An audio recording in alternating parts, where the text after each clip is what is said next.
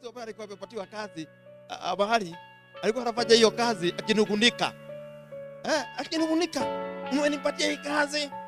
Sasa hii kazi mimi hata hamunipi pesa mingi. Mnajua na hata naweza kuiacha." Lakini alienda mpaka mwisho, lakini kazi kaharibika.